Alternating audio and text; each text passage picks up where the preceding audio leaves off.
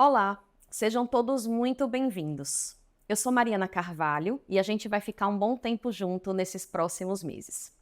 Eu queria só citar a vocês que a gente optou por fazer este primeiro módulo, um módulo com um conteúdo mais básico, porque a gente veio percebendo ao longo desses anos em que eu dou aula na escola, na ECOP, que uma das maiores dificuldades dos alunos, acreditem, é a parte mais básica.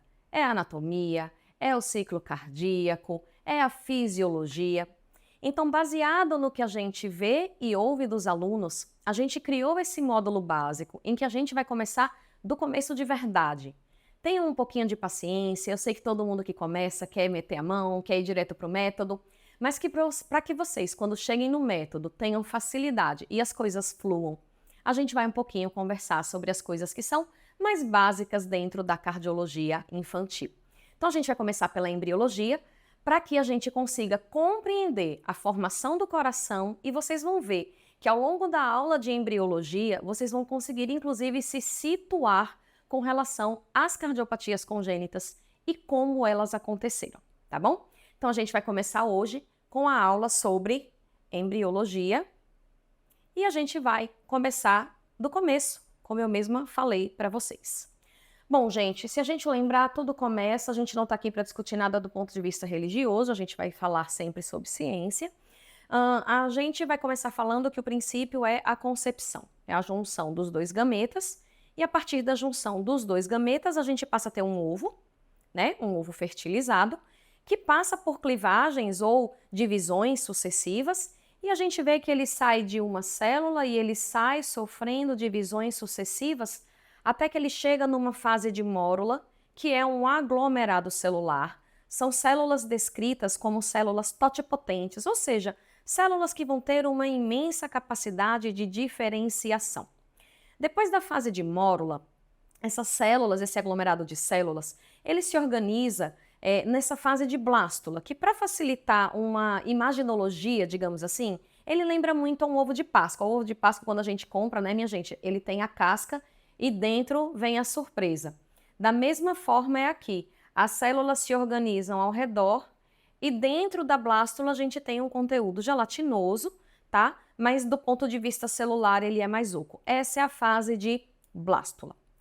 Esse processo ele se segue e a fase seguinte, a blástula, é a fase de gástrula, em que essa estrutura ela se dobra em torno dele mesmo. Percebam que um dos polos invagina. Esse polo que invagina é o polo vegetal. E à medida que ele invagina, ele vai se diferenciar nos tecidos que a gente está acostumado a ver e ouvir independente do sistema. Ectoderma, endoderma e mesoderma. Quando ela se invagina, a gente passa a ter a camada mais externa, o ectoderma, a camada mais interna, o endoderme, e a gente tem alguns aglomerados celulares entre o ecto e o endo, que passam a ser chamados, portanto, de mesoderma. Essa estrutura aqui no meio é chamada de arquêntero e é ele quem vai dar origem ao intestino primitivo do embrião. Aqui só para a gente segmentar o conhecimento, então a gente sai do zigoto, sofre divisões sucessivas até chegar na fase da mórula, um aglomerado denso de células, e a mórula ela se organiza com células na periferia, até que ela forma aquele ovo de Páscoa, que eu comentei com vocês, que é a fase seguinte, fase de blástula. Aqui a gente tem uma microscopia eletrônica mostrando exatamente a divisão celular sucessiva, e percebam que essas células elas se dividem e elas começam a se organizar na periferia, cujo centro vai ficando cada vez mais sem célula, tá? Então a gente sai da fase de mórula até chegar na fase de blástula. Vejam como se dá essa organização. Então, a gente tem esse disco ao redor e o centro a gente já não enxerga mais as células que a gente via previamente. E aí a gente tem a blastocele, como eu já comentei, ela se dobra em torno de si mesmo, de forma que um dos polos ele sofre invaginação, permitindo a diferenciação em ecto, endo e mesoderma, com a formação do arquêntero intestino primitivo e blastóporo, que dará origem, né, bem futuramente, à boca do embrião. Então, temos a blástula, que se dobra, tá aqui, ó, ectoderma, tá aqui o endoderma, e essas células entre as duas camadas, são células mesodérmicas. E aí, deixa eu só voltar um slide. Aqui a gente tá vendo como se fosse, gente, um cilindro assim. A gente tá tendo uma vista frontal, ok? Nessa situação. Eu vou voltar mais uma vez. Eu vou passar um corte aqui e eu vou passar a ter uma vista transversal, o equivalente a uma vista superior. E a gente agora vai trabalhar, né, na fase seguinte, a gastrulação, que é a fase de neurulação, fase em que, propriamente dita, a gente vai ter a formação dos sistemas. A gente tem o endo e o ectoderma, a gente tem mesoderma não diferenciado. É essa estrutura cor-de-rosa, o mesoderma não diferenciado, que vai ter grande importância para a gente.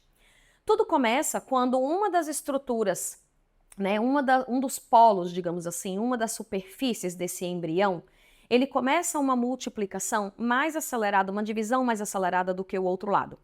Quando ele começa a fazer essa divisão mais acelerada, a gente vê que essas células aqui, elas se dividem de forma mais acelerada e elas passam a tentar encontrar as células como se houvesse um certo tropismo, que são essas células aqui, ó, de um lado e do outro, as células representadas em amarelo do ectoderma. Veja que elas se projetam na tentativa de se encontrar como se houvesse um tropismo célula a célula. À medida que elas se multiplicam numa velocidade mais rápida do que a outra superfície do embrião, ele acaba por empurrar aquilo que a gente tem, né, unindo um lado ao outro do embrião, e essa placa que está na parte de cima, ela é chamada de placa neural. Percebam que ela começa a fazer um afundamento, a gente vê bem aqui, vai dar origem à goteira neural, tubo neural e mais futuramente ao sistema nervoso. Mas o que nos interessa é essa parte cor-de-rosa. Reparem que à medida que eu tenho a proliferação do ectoderma, na tentativa de unir uma extremidade à outra, empurrando o mesoderma para baixo, essa estrutura cor-de-rosa é o mesoderma não diferenciado, é ele que vai ter importância para a gente, tá certo? Veja que à medida que ele vai se organizando, ele se organiza nessa imagem aqui em dois grandes grupos. Mas antes de seguir para essa imagem, eu quero que a gente fique relativamente presa nessa, que vai servir como base, né, para o nosso avançar, tá, da aula. O sistema cardiovascular, gente, ele é o primeiro sistema a se formar, e isso por razões muito óbvias. A gente precisa de uma bomba. A gente precisa de uma bomba que leve oxigênio e nutrientes para todo o corpo. E para vocês terem noção de como isso é precoce, isso se dá por volta do 18º dia após a fecundação. Aqui eu trouxe uma tabela só ilustrando para vocês que de todos os sistemas, a gente tem coração, sistema nervoso, olho, orelha, dentes, palato, cérebro, genitália. Veja que na terceira semana a gente tem a formação do coração e sistema nervoso. Só voltando, o sistema nervoso ele começa a se formar aqui com a placa neural, mas não é o primeiro sistema a estar propriamente dito funcionando. O coração ele se inicia a sua formação, né, na terceira semana, e na quarta semana ele está em pleno funcionamento.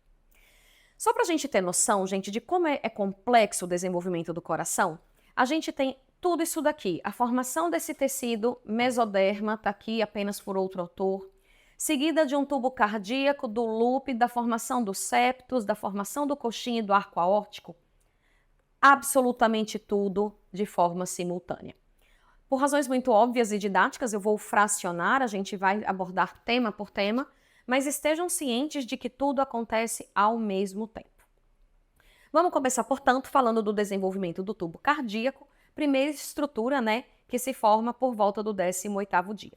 Voltei para aquele desenho que a gente estava trabalhando e quero que vocês peguem essa letrinha aqui, ó, parece uma letrinha M, né, esse mesoderma. Eu quero que vocês se atentem, eu vou pegar essa região, a gente vai migrar de slide. E quando a gente migra de slide, tá aqui aquela mesma letrinha M, tá, gente? Só que a gente tá com um outro autor. Como é que acontece, gente? Nas perninhas do M, a gente tem essas célulazinhas, que são amarelas e vermelhas nessa ilustração, chamadas de células mesodérmicas, e essas células são células que vão dar origem ao sistema cardiovascular. Reparem que inicialmente a gente tem as células de uma forma meio bagunçadas, mas essas células, elas começam a se organizar de forma circular, de um lado e do outro. Quando elas se organizam nessa forma circular, de um tubo e do outro, veja que ela forma dois tubos, tá? Um tubo do lado direito e um tubo do lado esquerdo. E o que acontece? Bom, gente, a gente passa a ter esse sistema, que é uma fase de duplo tubo, Nessa fase, a gente ainda não tem pulsação, a gente está entre 18 e 20 dias e o embrião inteiro mede menos de 1,8 milímetros, daí vocês estimem o tamanho desse duplo tubo. Aqui uma microscopia eletrônica mostrando esse duplo tubo e a gente vai seguir. O que é que acontece aqui? Deixa eu puxar a câmera aqui para mim, mas antes de puxar, deixa eu mostrar uma estrutura para vocês. Eu tenho os dois tubos, um de um lado e um do outro. E aí, o que que acontece com esses dois tubos, tá? Tá um de um lado e um do outro. O embrião, que até então ele é praticamente uma placa, ele se dobra no meio, tá? É como se o lado direito e esquerdo se direcionassem um para o outro, eles se aproximam, e quando eles se aproximam, esses dois tubos se encostam. A porção que dividia esses dois tubos, ela sofre clivagem, e o que era dois passa a ser somente um tubo. Então, tá aqui a seta demonstrando, tá aqui voltou. Tá aqui a seta demonstrando que ele se dobrou no meio, os dois tubos se encontraram, essa parede do meio, ela vai sofrer clivagem, a gente passa a ter um tubo único, e nesse momento, minha gente, esse tubo, ele já começa a pulsar. São as primeiras pulsações do que vem a ser, né, um coração muito em breve. E aí esse tubo único, ele é dividido em algumas regiões, em que a gente já começa a entender as possibilidades desse coração. Bom, a gente está com o embrião de 21, 22 dias, esse embrião agora, ele tem 1,8 milímetros, e esse tubo único, ele se divide na aorta dorsal, que vai dar origem ao arco aórtico, no bulbo cordis. O bulbo cordis, ele vai dar origem a toda a estrutura conotruncal que a gente tem.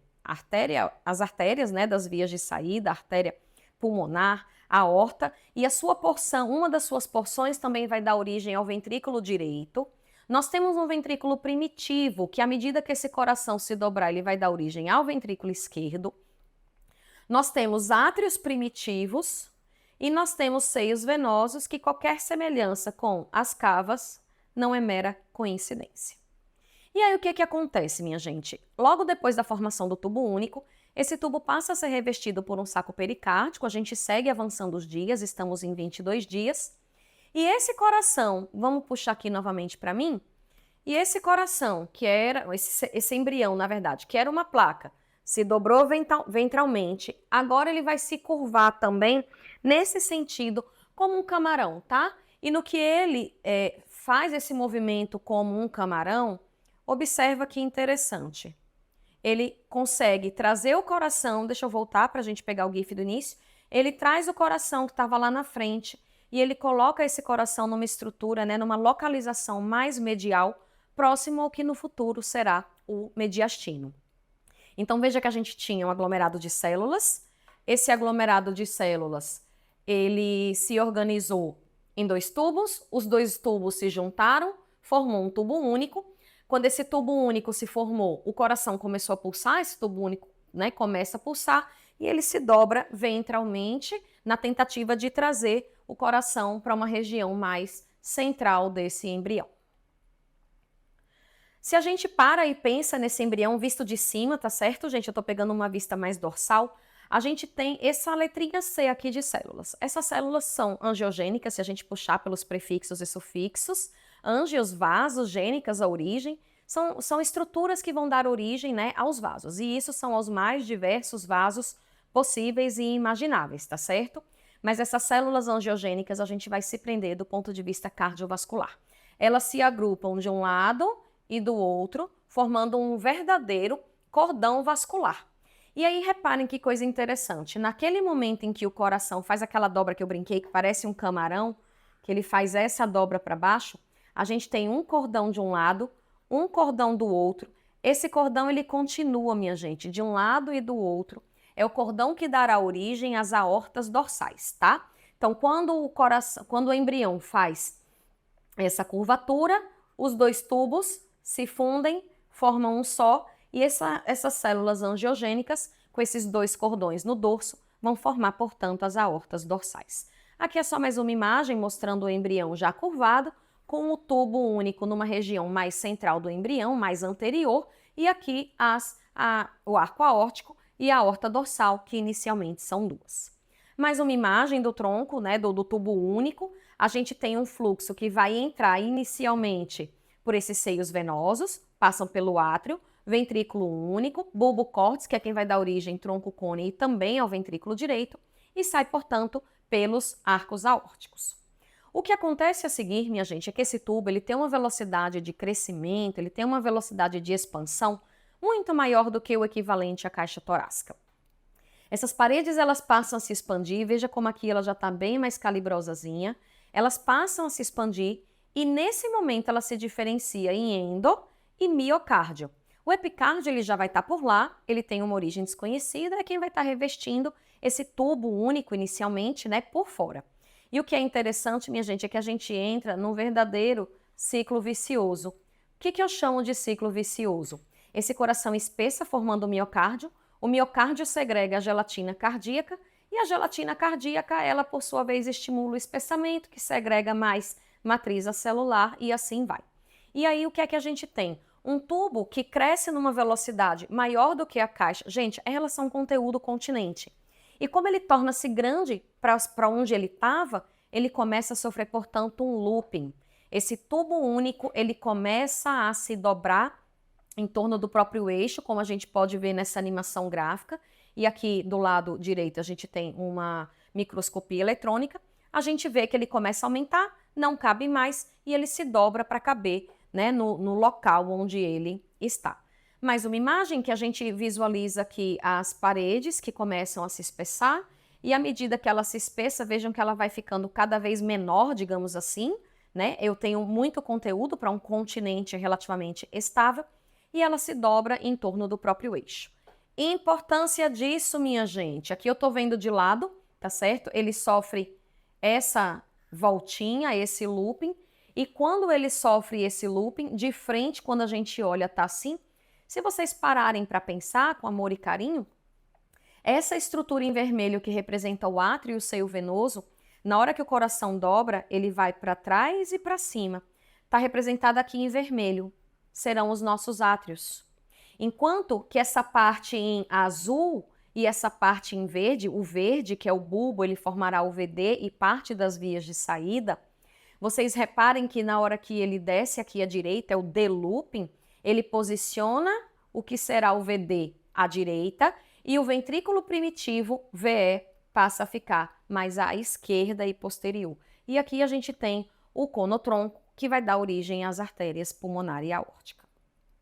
Só lembrando, mais uma vez, que o bulbo arterioso, ele não dá origem só às vias de saída, mas também ao ventrículo direito, tá? Na hora que sofre o looping.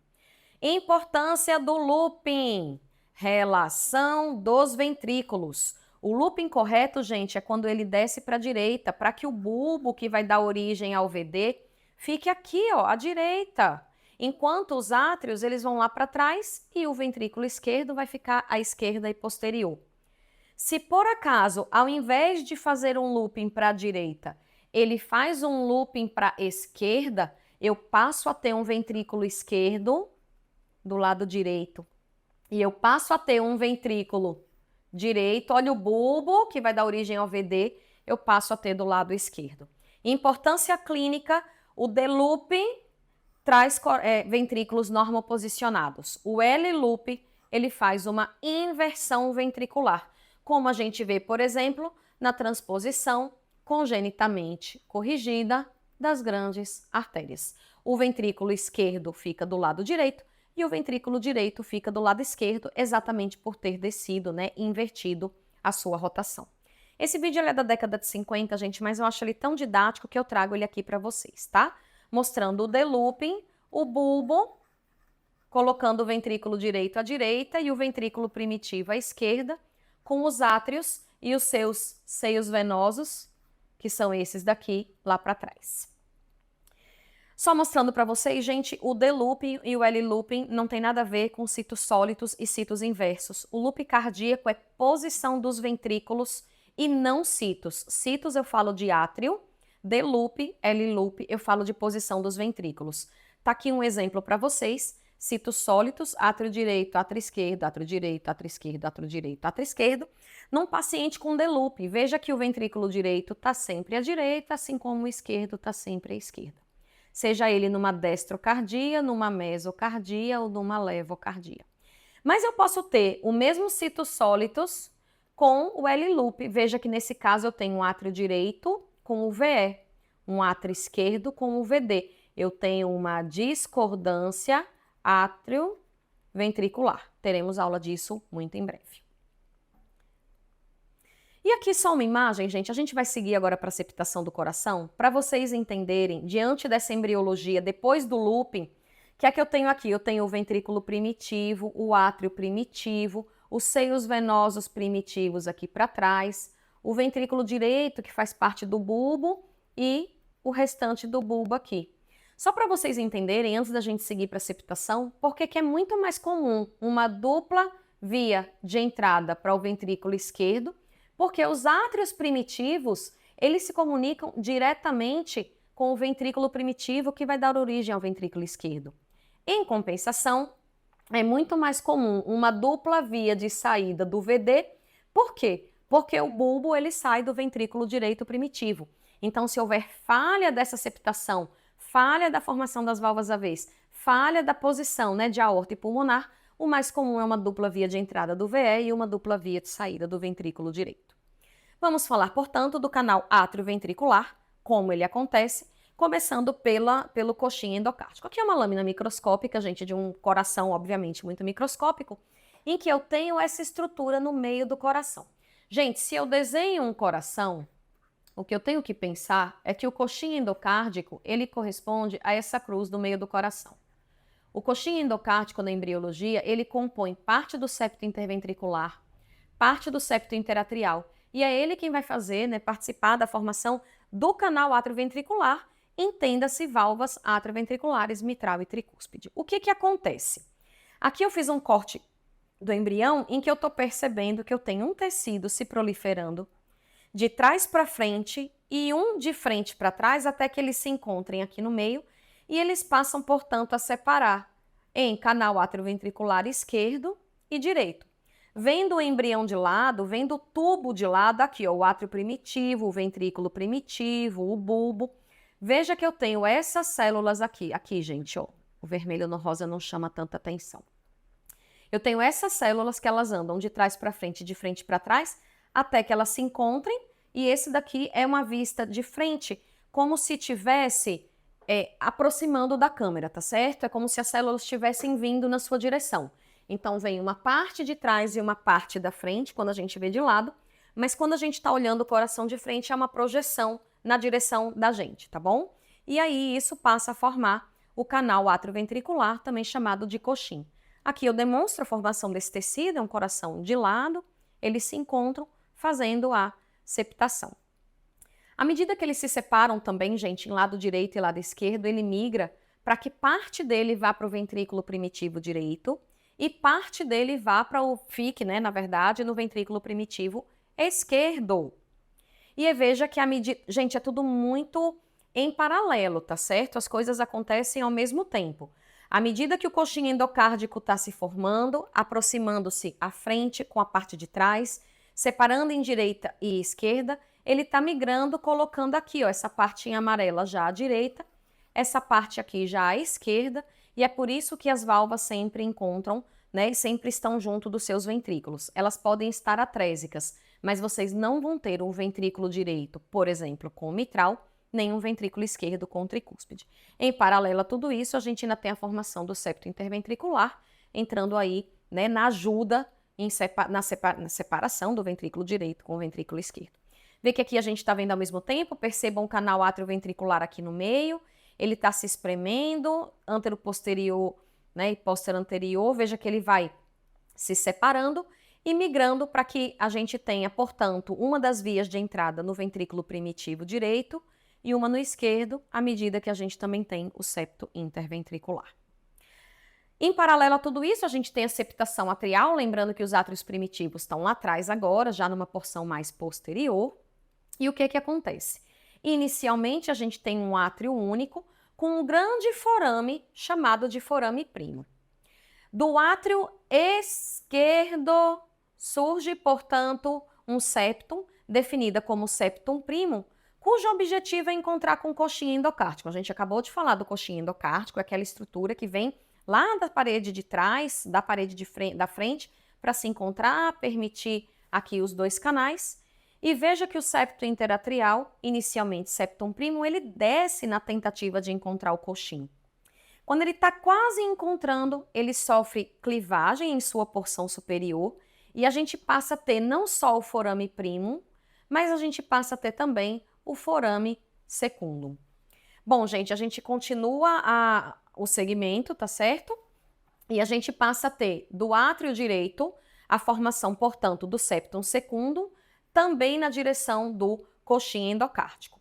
À medida que ele vai se aproximando do coxim endocárdico, o septum primum fecha e a gente passa a ter uma lâmina, né, que permite livre circulação da direita para a esquerda, forame oval, estrutura essa necessária para que a gente siga, né, com esse embriãozinho vivo, para que esse coração siga a sua formação.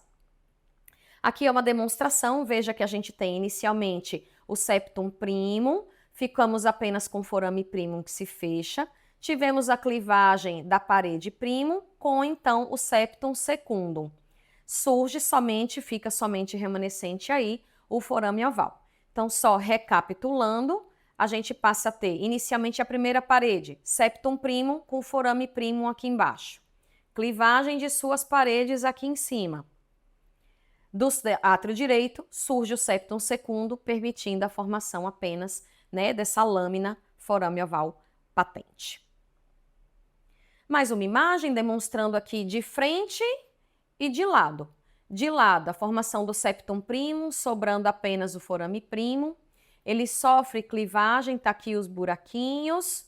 À medida que ele sofre clivagem, eu passo a ter um outro forame secundum, e o septum primum continua na direção do coxim endocárdico até que ele se encontra. Quando ele se encontra, a gente passa a ter o desenvolvimento de uma lâmina que faz parte do átrio direito e ele vai descer para ocluir esse forame, na verdade, forame segundo, formando, portanto, né, o forame oval patente, estrutura tão necessária. É assim que ocorre a formação do septo interatrial. A gente vai falar agora, gente, sobre a septação dos ventrículos, tá? A gente já falou na aula anterior sobre a formação do septo interatrial, agora a gente vai falar do septo interventricular. Recapitulando o canal átrio-ventricular aqui atrás, né? Vejam que inicialmente ele é um orifício só. A gente tem a formação do coxim endocárdico, que faz com que a gente tenha esse tecido, né, no sentido antero-posterior, separando em canal direito e esquerdo à medida que ele migra. Isso, gente, é a formação das duas válvulas, as vias de entrada. Mas reparem nesse diagrama que à medida em que eu tenho essa formação do coxim endocárdico e a migração desse canal atrioventricular, posicionando parte dessa entrada para a direita, parte dessa entrada para a esquerda, eu tenho inicialmente uma proliferação muscular, nessa lâmina tá aqui, bem definida, tá certo? Que é inicialmente a formação do septo muscular, que compõe a maior parte do septo interventricular. O septo interventricular, gente, ele é composta por uma porção muscular, é a sua porção maior e mais densa, mas ele também tem, deixa eu colocar aqui muscular, mas ele também tem uma porção formada por um tecido membranoso. Esse tecido membranoso, na verdade, é uma riqueza, minha gente. Ele é formado por 3 pequenas porções que a gente vai ver logo a seguir. Aqui tem uma microscopia eletrônica mostrando, né, o septo interventricular indo da direção do ápice até a direção da base do coração. Está aqui demonstrado também nesse diagrama. E se a gente visualiza, vamos primeiro visualizar o coração aqui de lado, a gente tem a formação do coxim endocárdico, e em paralelo, a gente tem aqui o septo interventricular, a sua porção muscular, subindo na direção de encontrar a base do coração. Aqui é uma vista frontal, em que a gente tem a mesma percepção. Reparem que fica um buraquinho aqui ainda, que não é composta por músculo, é a parte membranosa, ou septo membranoso, ou perimembranoso, que a gente também vai estudar um pouco mais adiante. Essa porção ela é mais delgada, ela fica numa porção bem mais superior, ela faz ali uma certa divisão tanto entre as válvulas átrio-ventricular, tanto entre o átrio e o ventrículo, né, átrio direito e ventrículo esquerdo, já já a gente também vai conversar sobre isso na aula de anatomia, mas ele também faz a separação em via de entrada e via de saída. Aqui está demonstrado, gente, com essas 3 cores, tá? O que é que a gente tem compondo a porção membranosa do septo interventricular? A gente tem parte do coxim endocárdico. Lembra quando na aula anterior eu desenhei um coração? Deixa eu colocar aqui as válvulas.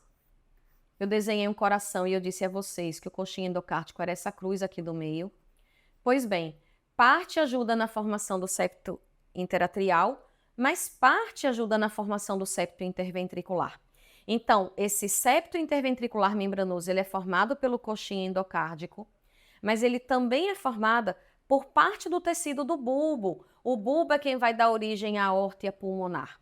Na hora que a gente tem um tecido separando essas 2 artérias, esse tecido ele se joga nesse buraquinho. Então, eu tenho parte do coxim endocárdico e parte do tecido que compõe a via de saída, né, formando, portanto, o septo membranoso do septo interventricular.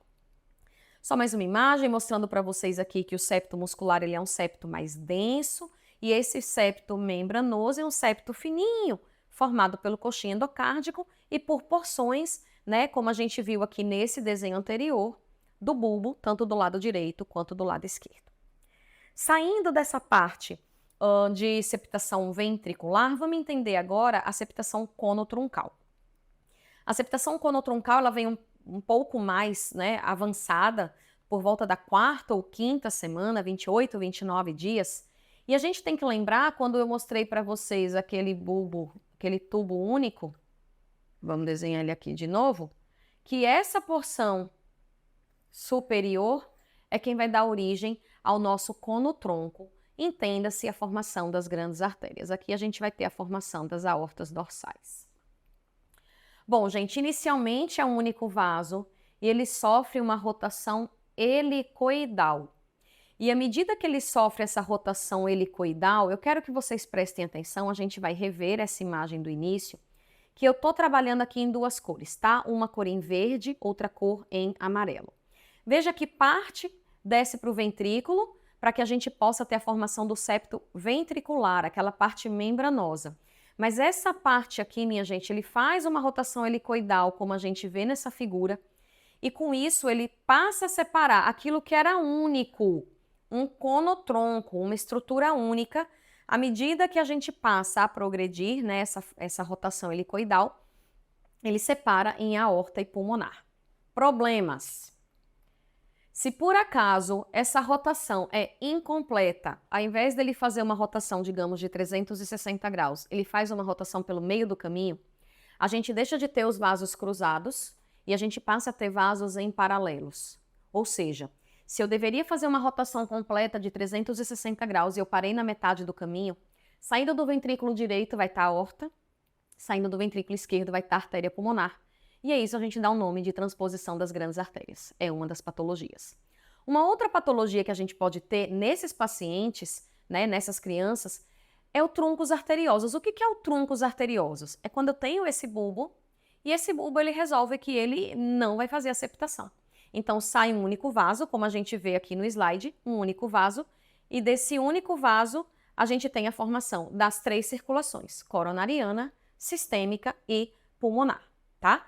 Então, a gente tem a septação conotruncal, ajudando na formação do septo interventricular, na separação do conotronco em 2 grandes vasos, lembrando que é importante que eles estejam cruzados.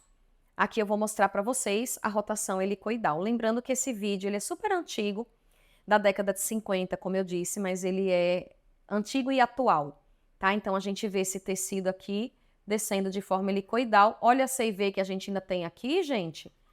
Veja que ele fecha essa CIV e à medida que ele roda, a gente passa a ter aí cada vaso com o seu, cada via de saída com o seu determinado ventrículo. Então, tá aqui o fluxo da direita, tá ali o fluxo da esquerda. Logo em seguida, o que acontece é que a gente passa a ter um espessamento desse endocárdio, tá? Ele chama aqui, ó, tá? Ele tem esse espessamento.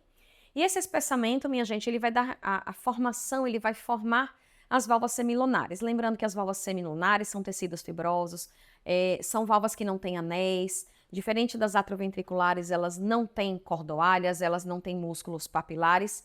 O fluxo que vai, na hora que volta, ele acaba escavando esse espessamento nessa topografia de válvula. São espessamentos do próprio endocárdio, formando, portanto, as válvulas semilunares. Se uma dessas válvulas não se fecha, não se forma, a gente está diante de possíveis atresias ou agenesia, como, por exemplo, a agenesia pulmonar, que pode vir em conjunto com a tetralogia de Fallot. E para a gente encerrar a embriologia, eu queria relembrar com vocês a formação do arco aórtico. A gente tem a aorta dorsal, mas não é essa aorta dorsal que me interessa. Eu queria relembrar que nós temos inicialmente 6 pares de arcos aórticos, e é dele que a gente vai falar agora. O primeiro e o segundo par, eles vão formar as artérias maxilares e ioideias, que não tem absolutamente nenhum interesse dentro da cardiologia. O terceiro par, ele vai dar origem à carótida do lado direito e à carótida do lado esquerdo. O quarto par, do lado direito, ele vai formar a subclávia. Então veja que quando ele libera a subclávia, a gente passa a ter uma origem relativamente comum, que é o que a gente chama de tronco braquicefálico. Gente, se vocês já forem cardiologistas, já cursarem aí a prática da cardiologia clínica, muitas vezes a gente tem como variação anatômica não só a subclávia, mas também a carótida, originando-se direto aqui do arco aórtico, sem que isso seja um problema, mas sim uma variação anatômica. Então, terceiro par, eles formam as carótidas comuns. Quarto par, ele forma do lado direito a subclávia direita e, em compensação, o quarto par é quem vai formar do lado esquerdo o arco aórtico. O quinto par aqui para trás não tem importância para a gente. E o sexto par, ele vai formar algumas estruturas que são extremamente importantes. Ele forma os 2 ramos das artérias pulmonares, ramo direito e ramo esquerdo. E ao lado do ramo esquerdo, ele também vai formar o canal arterial, ductos arteriosos que também permite a manutenção da vida fetal. Bom, gente, é por conta disso que vocês vão ver que eu vou repetir ao longo de muitas e muitas aulas, que quando a gente faz a imagem, a gente vê tronco da artéria pulmonar direita, artéria pulmonar esquerda, e a gente sempre vai ver o canal arterial chegando, na maioria das vezes, na lateral do ramo esquerdo ou fazendo relação com ele no tronco, porque, enfim, eles têm a mesma origem embriológica. Bom, gente, é assim que eu queria encerrar, são essas as informações a respeito da embriologia.